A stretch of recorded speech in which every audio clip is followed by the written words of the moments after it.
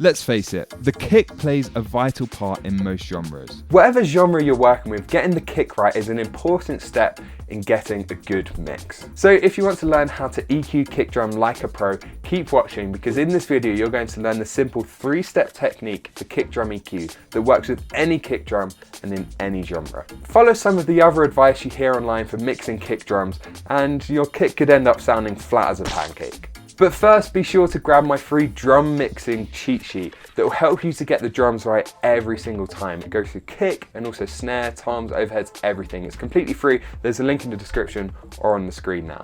So let's dive right in. So those 3 steps for EQ and kick drum are search, shape, and slot. The 3 S's. Remember that: search, shape, slot. Now let's start with step 1, which is search. Now when it comes to EQ and kick drum, the main thing that we're considering is the relationship between the kick and the bass. So here we've got a bass part with this EQ, and then we've got a kick here. And what you'll notice straight away is that I've got a very different EQ curve on each of these, and they kind of complement each other. Where I'm boosting the bass, I'm cutting the kick, and where the kick has presence around here, I'm reducing the bass. So this is what we're trying to do, is allocate a certain frequency range, a range of the frequency spectrum that we're going to give to the bass, and a different range that we're going to give to the kick. Now, this is called range allocation. I've got a video about this if you search range allocation. This is also the same track I used before for my bass EQ video. So if you want to learn more about mixing bass and how I came to this decision, then go and check that out. But what we're focusing on here is the kick. So that first step is to figure out where is most prominent on the kick. And there are 2 ways to do this. You can do it with your ears, and you can do it with your eyes. Now, I much prefer doing this with my ears. I think that's by far the best way to do this. So let's start with that approach. I'm going to start by bypassing everything on the kick and the snare. Let's just listen to the track first.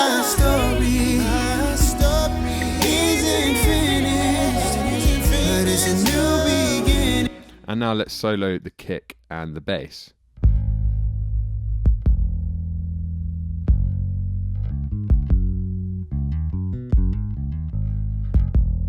So already listening to this, it's quite clear to me what frequency range each part should sit in. Now, I want you to figure this out for yourself. I'm not going to give you the answer here. I'm going to play this again, and what I want you to listen for is which one is going to have the prominence in the sub bass, in that lower end of the spectrum, maybe around 50 hertz, and which one's going to have more prominence in that kind of upper bass range, maybe around 100 to 200 hertz, because they're the 2 obvious sections. I normally have in my head this kind of crossover point that's around 80 to 100 hertz. And in some genres, the kick will be prominent below 80 and the bass will be prominent above. In other genres, it's the other way around. If you look at something like metal or a lot of rock music, the bass is providing that low end foundation and the kick is more about the beta. Now with this track, I already know which way around it's going to be, but have a listen now and see if you can decide just from using your ears which is going to be more prominent in the sub bass range below 80 hertz and which is going to be more prominent in that upper bass range above 80 hertz.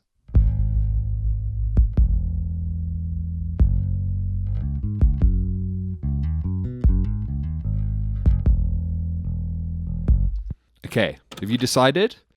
Well, here's what I'm thinking. The kick is very, very deep. First of all, this is a sample. It's not an acoustic drum kit, but the same process applies to mixing acoustic drums.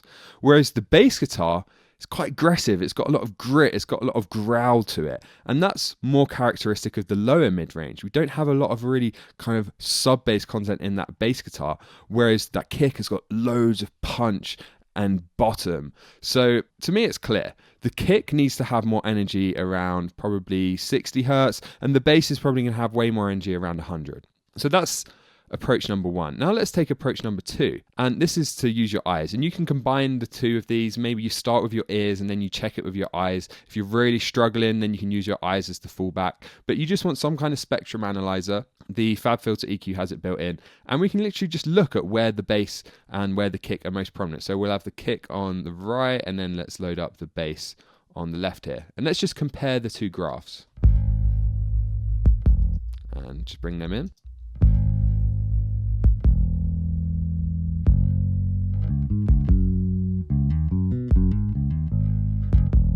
So with the bass, you can see that there's a lot going on around this 100 to 200 range.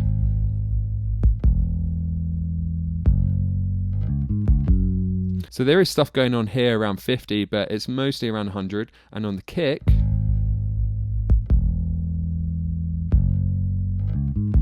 we've got a very specific area here, around 52, 55, somewhere around there. So that backed up our decision. We started with our ears and now we're using our eyes to confirm that decision. So that's step 1, search. Step 2 is shape. So what you can see here is how I've shaped this kick drum. I've got a high pass filter taping off the low end, and I've got a bit of a dip here. And that's it. It didn't need anything else. So why do you think I've done that? Why do you think I've added a cut here at 187, quite a broad cut, and left this alone? Whereas on the bass, I've done the opposite. I've boosted here. And that's because the bass has got the priority in this range between 100 and 200. We've kind of allocated that in our head. So now we want to move the kick out of the way of the bass. So that's the first thing. Listen before and after. So this is without any EQ.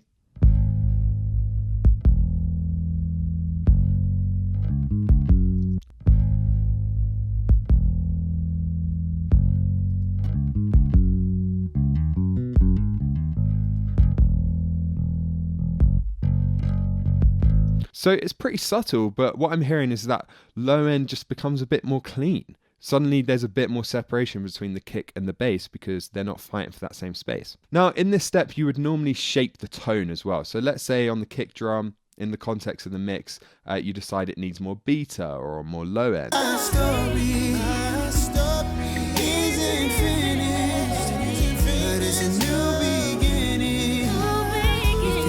And it is getting lost in the mix a bit. So maybe let's find an area in this upper mid-range where we can just get a bit of that beta sound. Now I'm going to start just by boosting quite aggressively, and I'm going to move this around until I start to notice the kick sticking out a bit more. And we're going to just turn the channel up a bit here as well so that we can really hear what's going on in the kick.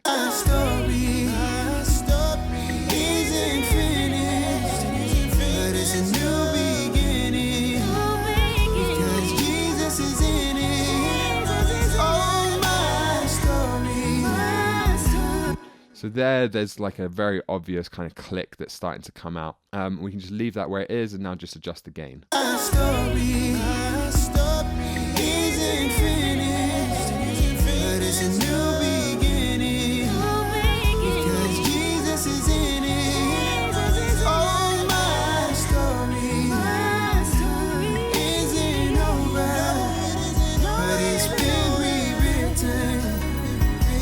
So that definitely helps it cut through a bit more. And now we can just adjust the level until we're happy with the volume in the mix.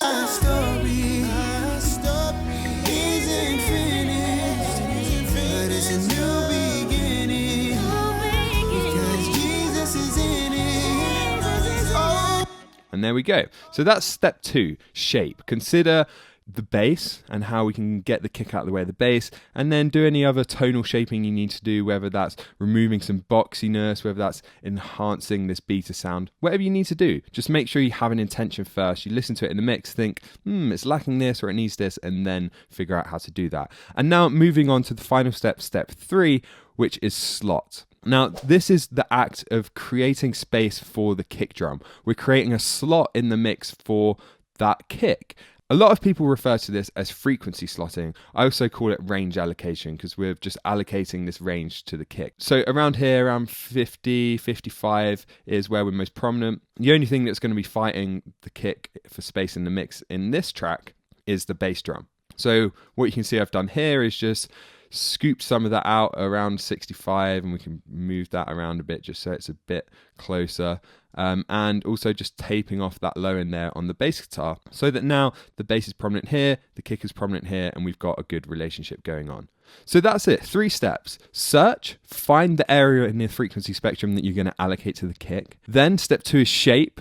Get the tone on the kick drum that you want, what's missing, what does it need, change the tone, and then maybe create some space for the bass guitar. And finally, step 3 is slot. And that's where you want to go to other things in the mix, like the bass, like other kick parts, other low end parts that might be interfering, and create a slot for the kick drum in the mix. So now I've just got some bonus tips for you so you can take your kick drums to the next level, because what you'll see here is I've got quite a bit more processing on that kick drum. So tip number one is try adding harmonics if you need to. So I've got 2 instances of R bass here. I'm actually adding some more energy around 77 Hertz just to really beef it up in that low end, and also some energy around 256 to help bring that kick out a bit more. So this is without these.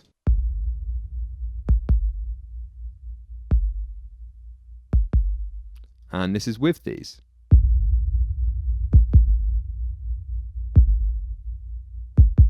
So as you can hear, that's changing the tone quite a lot. Let's listen in the mix.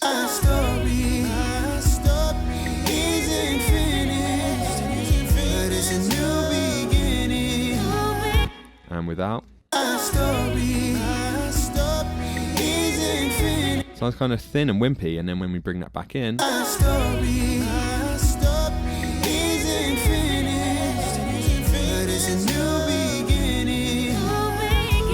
So R bass is one of those specialized plugins that I don't find myself using a lot. It's not expensive, but sometimes when it works, it just really works. And it's very good for creative mixing like that. And then next tip here, I've got some compression.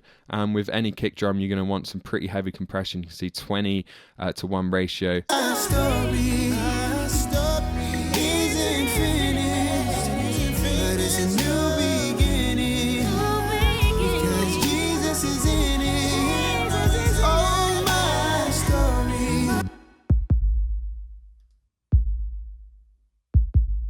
With.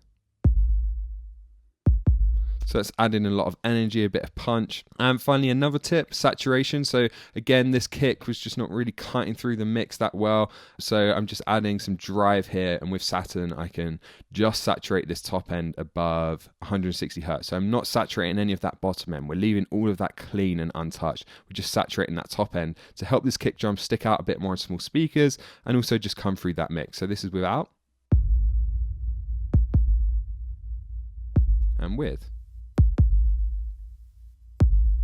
Without. And with. Next.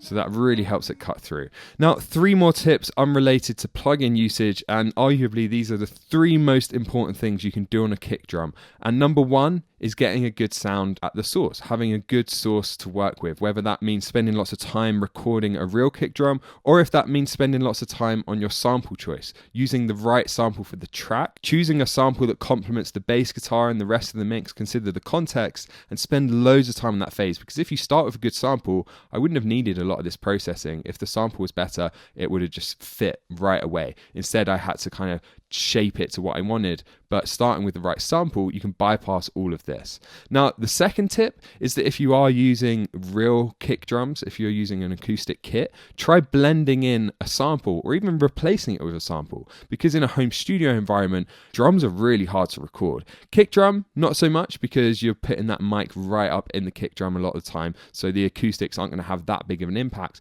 but just blending in a sample with that kick is a really easy way to take your kick drums to the next level and make them sound really professional. And finally, essential tip number 3 is before you even consider adding plugins, really spend some time on the volume balance. And you can see here I've been moving this fader around quite a lot. And this is something that you're going to be addressing throughout the mixing process, but spend lots of time in the first place getting a really good volume balance. This applies for everything.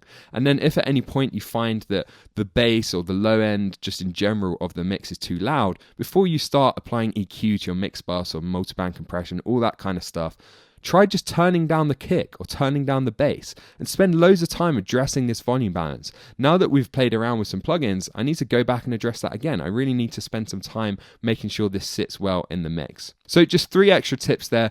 Before you even start mixing, get those 3 things right. So there you go, a simple 3-step technique for EQing kick drum. Now, the kick drum is just one part of the drum kit, and if the kick drum sounds awesome, but the rest of the kit doesn't sound so good, then the entire mix is going to suffer. So you need to make sure you get all of these elements right, because they all work together. So to help you with that, we put together a free drum mixing cheat sheet. And if you want to learn how to mix drums like a pro and get them right every single time, be sure to grab this cheat sheet, reference it, use it when you're mixing, or just use it as a way to actually apply all of the stuff you've learned here. So it's completely free. There's a link in the description below or on screen now. And now I want to hear from you. What do you think is the most important part of the drum kit? Is it the kick or is it the snare? Leave a comment below. That's all from me. I'll see you same time, same place next week. And remember, create regardless.